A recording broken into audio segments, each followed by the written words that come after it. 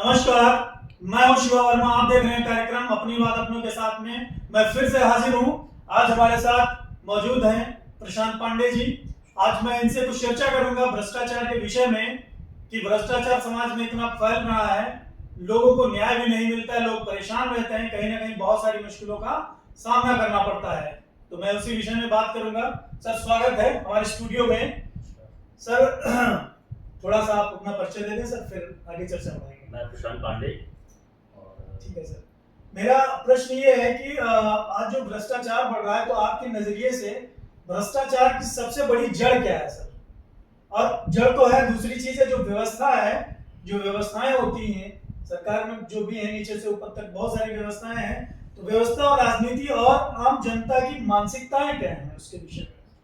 देखिए, पहली बात तो जो आपका भ्रष्टाचार की व्यवस्था है, तो व्यवस्थाओं में आपका प्रशासन आ जाता है, शासन आ जा रहा है, जुडिशियल आ जा रही है, ठीक है, शिक्षा आ जा रहा है, ये सब जो है भ्रष्टाचार की श्रेणी में ही है।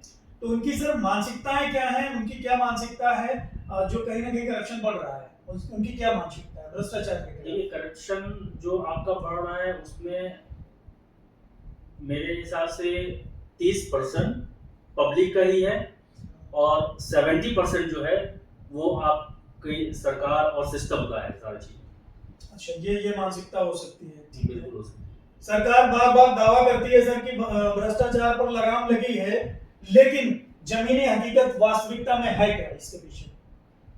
देखिए, सरकार ने जो सिस्टम बना रखा है भ्रष्टाचार के लिए, जो उन्होंने अपना संगठित कर रखा है चीजें, जो उन्होंने अपने प्रशासन लेवल पे बना रखा है, लेकिन मेन ये है कि देखिए, जो जनता जागरूक नहीं है, जनता चाहती है कि मैं बहुत इजी वे में काम कर लूं, बहुत समय नहीं देना चाहती है ना। तो उस कंडीशन में क्या है कि जो प्रशासन है वहां पे आदमी है कम, प्रशासन के पास चीजें हैं बहुत कम, साधन भी बहुत कम। प्रशासन कम है तो सरकार को रिक्रूटमेंट करना चाहिए। इतने लोग हैं, जॉबलेस हैं, बेरोजगारी बढ़ रही है, तो उसके पीछे तो ठोस कदम उठाना चाहिए ना सरकार को। हमने तो देखिए, सरकार सब 5 साल के लिए आ रही है, जा रही है, उनको ये मुद्दे तो सब रह रहे हैं, लेकिन मुद्दों पे कौन काम कर रहा है, कैसे कर रहा है, ये तो पब्लिक को भी सोचना चाहिए कि उसका विरोध कैसे करना है, क्या करना है। वास्तविकता में जमीनी हकीकत की अगर बात करें तो वहां पे जिस प्रकार से बेरोजगारी बढ़ रही है, तो कहीं ना कहीं भ्रष्टाचार का वो भी एक भ्रष्टाचार। देखिए, नौकरी के लिए जैसे आपके पास आ रहा है कि नौकरी में आप पैसा दीजिए तो होगा, है ना। आप कोई काम कराने जा रहे हैं, जैसे एक आदमी है, पब्लिक है, उसको इतना इजी वे में सिस्टम इतना अच्छा नहीं है कि वो तुरंत का तुरंत उसका जो है, मतलब सरकार तो प्रयास कर रही है, लेकिन जो अधिकारी हैं या जो सिस्टम में उनको लोग काम करना चाह रहे हैं, उसको क्योंकि उनका धन कमाने का सिस्टम बंद हो जाएगा। जैसे आप आरटीओ को ले लीजिए, जैसे आप आरटीओ को ले लीजिए कि उसमें अगर लाइसेंस बनना है तो सिस्टम सरकार ने बता रखा है आप घर बैठे ही सब कर सकते हैं, लेकिन उनके वो काम नहीं हो रहे हैं। काम नहीं हो रहा है तो क्या करना है, क्योंकि वहां आप धन दीजिए। बिल्कुल सही कह रहे हैं सर। मैं अगले प्रश्न की ओर बढ़ूंगा। आम जनता की जिंदगी पर भ्रष्टाचार का सबसे बड़ा असर क्या दिखता है? जैसे शिक्षा है, स्वास्थ्य है और पुलिस और न्याय व्यवस्था। देखिए, सबसे पहले तो जो सिस्टम में है आपका पुलिस और न्याय व्यवस्था, तो पूर्णतः रूप से करप्टेड हो गए, भ्रष्ट हो चुके हैं। जी, ठीक है। उसके बाद शिक्षा जो है, शिक्षा भी आपका पूर्णतः रूप से आज के समय में बिजनेस हो गया है। आप अपने बच्चे, प्राइवेटिज्म बढ़ रहा है, और गवर्नमेंट स्कूल्स जो है कहीं ना कहीं कम होते ही जा रहे हैं, धीरे धीरे कम ही हो रहे हैं।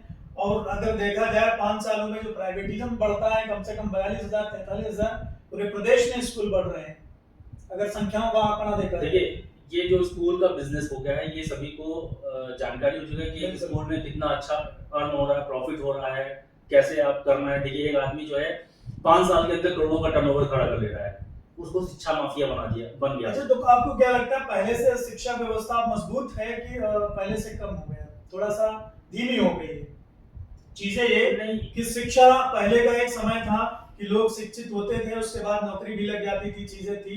आज के टाइम पे टेक्नोलॉजी भी बढ़ गई, सारी चीजें भी बढ़ गई, शिक्षा के मीडियम भी अलग अलग तरीके से प्लेटफॉर्म बढ़े हैं। शिक्षा तो मजबूत है जी, शिक्षा तो मजबूत हो, शिक्षा बढ़ाया गया, शिक्षा में प्रोग्रेस भी किया गया जी। पर जो शिक्षा एक व्यक्ति को चाहिए होती है, पूर्णता जो होती है, उसको वो व्यक्ति ले नहीं रहा है। उसने क्या किया, जैसे एक जॉब कर रहा है, एक बच्चा जॉब जिम्मेदारी के नाते उसने क्या की कि अपने एडमिशन करा लिया रेगुलर बेस में और जा नहीं रहा है। जी वो अपना वहाँ पे विद्यालय के अंदर सेटअप बैठा लिया कि मैं इतना 5,000 रुपए दे दूंगा, आऊंगा एग्जाम दूंगा, लेकिन उसको नॉलेज उतना नहीं है। बिल्कुल। देखिए, आप जब रेगुलर आप क्लासेस नहीं ले रहे हैं, कंटिन्यू क्लास ले ही नहीं रहे हैं, तो आपका अनुभव बोझ कम रहता हुआ ही। है, ठीक है, मतलब डिग्रियां आप ले रहे हो कहीं ना कहीं, सिर्फ आप डिग्री ले रहे हो, शिक्षा का अभाव तो रहेगा। वो शिक्षा जो है जिसके पास है वो मान के चलिए 40 या 50% आदमी के पास जो है कि हाँ ठीक है उसका सदुपयोग सही है। बिल्कुल बिल्कुल सब सही कह रहे हैं। और दूसरा ये है, आप क्या मानते हैं कि भ्रष्टाचार सिर्फ पैसों तक सीमित है, या पैसा रिश्तेदारियों का खेल बन गया है, या बहुत सारी चीजों में कहीं देखिए भ्रष्टाचारी तो हर जगह हर तरीके से हर आदमी जैसा भी चाह रहा है उस तरीके से भ्रष्टाचारी कर रहा है। जैसे आप देख लीजिए कि एक व्यक्ति को, जैसे एक व्यक्ति है उसको अपने बगल का पड़ोसी ही ले लीजिए, अगर उस व्यक्ति का उस जिले में बढ़िया टॉप कॉलेज में बढ़िया एडमिशन हो गया है, उस बच्चे का मान ली टैलेंट है, उस टैलेंट के बिहार पे उस बच्चे का हुआ, लेकिन अब सोचता है बगल वाला कि मेरे भी बच्चे का एडमिशन वहीं हो जाए। अब उसके लिए क्या करता है कि वो भ्रष्टाचारी शुरू कर देता है कि मैं डोनेशन दूंगा, 1 लाख दूंगा, 2 लाख दूंगा, लेकिन मुझे करना है अपने बच्चे का एडमिशन यहाँ कराना है। ऐसा कंपटीशन जब आदमी करने लगा है तो उस कंपटीशन को फुलफिल करने के लिए भ्रष्टाचारी जरूरी हो गया है कि भ्रष्टाचारी करेंगे। बिल्कुल सही कह रहे हैं। जब भ्रष्टाचारी आप पब्लिक करना शुरू करेगी तो सिस्टम और तरीके से हावी हो जाएगा, क्योंकि सिस्टम तो अगर डर रहा है, लेकिन उसने तरीका आज की डेट में क्या है कि देखिए सरकार इस समय बहुत ज्यादा टाइट तो हो गई है, लेकिन जो काम पिछली सरकारों में 5,000 रुपए में हो जाता था, अब ये डर दिखा के सरकार को सिस्टम ने वो जो 20,000 में हो रहा था। नहीं बिल्कुल। आप अभी देखिए कई से ऐसे मामले आए हैं जहां पे थाने तय है कि चार्जशीट में कितना पैसा खर्च होना है, एफआईआर लगाना तो क्या खर्चा होना है, ये भी आपका प्रकाशित हो रहे हैं 3-4 दिन पहले ही पेपर में है। अच्छा। तो इस तरह के भी भ्रष्टाचारी में थाने इस तरह से हैं। हॉस्पिटल आप देख लीजिए कि हॉस्पिटल में भी कहीं ना प्रशासन से ही शुरू होता है, प्रशासन से ही है, सारा खेल प्रशासन शासन का ही है। उसके बाद से वो चीजें हैं और उसमें जो इसमें फल फूल रहे हैं, जो इसमें हिस्सा बने वो फल फूल रहे हैं, और जो नहीं बहुत सही है। ठीक है सर, प्रशांत जी अब अगले प्रश्न पे आएंगे। आज की जो राजनीति है, मैं उसके विषय में अगर बात करूं तो क्या बिना भ्रष्टाचार के कोई राजनेता सफल नहीं हो सकता? देखिए यहाँ पे भी राजनीति में भी मैं आपको बता दूं कि जो राजनेता या जैसे मान लीजिए एक व्यक्ति जो है, मैं ही अगर चुनाव लड़ने खड़ा उतर रहा हूँ, जी बिल्कुल, मेरे पास मैंने पूंजी इकट्ठा कर ली 1 करोड़ रुपए, ठीक है। अब उस 1 करोड़ रुपए को मैंने लगाया जनता के पास, क्योंकि जनता भी देखिए आज के समय भ्रष्ट ही है। जी बिल्कुल। उससे आप अगर ईमानदारी से वोट मांगने जा रहे हैं तो वो ईमानदारी से आपको वोट नहीं देगी। ठीक है। अब आप क्या कर रहे हैं कि उस कंडीशन में आपने 1 करोड़ रुपए लगाया, तो ऑब्वियसली अगर 5 साल के लिए आप चुन के आते हैं तो आप बिल्कुल वहां पे आप उसको 5 करोड़ बनाएंगे, 4 करोड़ बनाएंगे अगला इलेक्शन लड़ने के लिए। तो क्या आपको ये लगता है कि भ्रष्टाचार सिस्टम का हिस्सा बन चुका है? बिल्कुल सिस्टम का हिस्सा बन चुका है। आप वोट बिक रहे हैं, है ना, कोई भी चीजें करनी है आसानी से करानी है तो आप वहाँ जहाँ 2 रुपए लगने हैं वहाँ पे आप 2,000 रुपए दे के करा रहे हो। हम अच्छा, एक चीज और है सर, अगर देखा जाए जैसे कि आरटीआई है और दूसरी चीज है डिजिटल इंडिया जो है अपने यहाँ पे जिस तरीके से चीजें हैं विकसित हैं, तो आपको लगता है कि भ्रष्टाचार में कोई मदद हो पाई है वाकई में? देखिए इसमें भी बता दे रहे हैं कि जैसे जहाँ पे एक जैसे मान लीजिए आप आईटीआई बता रहे हैं, इसमें किसी ने आवेदन किया, किसी मतलब जो है अधिकारी के खिलाफ शिकायत किया, किसी भी व्यक्ति किया, हमारा आईटीआई विभाग सर यही कार्य करता है। अब उसमें अगर सिस्टम गड़बड़ है, जैसे प्रधानों का आया, कोटेदारों का आया, है ना, किसी सड़क निर्माण का निर्माण हुआ, तो उसमें जब सिस्टम गड़बड़ होता है वो मैनेज कर रहा होता है पब्लिक को, जिसने याचककर्ता को, ठीक है। और जब याचककर्ता अगर सही है और सिस्टम पूरा गड़बड़ है तो वो लग जाते हैं याचिका को जो है ही भ्रष्ट दिखाने में। बिल्कुल बात सही है सर, लेकिन कहीं ना कहीं जनता को तो अधिकार है सूचना प्राप्त करने का। किसी अगर कोई मान लीजिए भ्रष्टाचार फैला रहा है, लूटमारी कर रहा है, सरकार का पैसा आता है, बजट पारित होता है, उस बजट के माध्यम से वो कार्य तो पूरा होता नहीं है। देखिए बनाए तो नियम और कानून जाते हैं, वो बना तो दिए गए हैं, लेकिन उसका पालन किस तरीके से हो रहा है, कितनी कड़ाई से हो रहा है, ये चीजें मायने हैं। ठीक है, बिल्कुल कानून तो हर दिन नए बनते जा रहे हैं। जैसे फोकर्टी का मामला, ये जो मामला मैं ये चाह रहा हूँ कि जो हमारा डिजिटल इंडिया और आरटीआई है, क्या वाकई भ्रष्टाचार में कुछ मदद हो पाई है इससे, कि सिर्फ बस ऐसे ही है?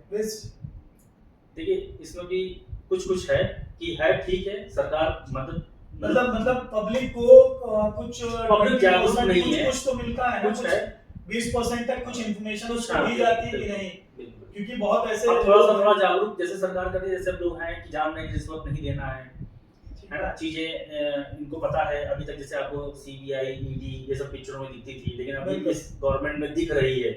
बिल्कुल बिल्कुल। इसके अलावा आपको जो है एंटी करप्शन डिपार्टमेंट दिख रहा है ना?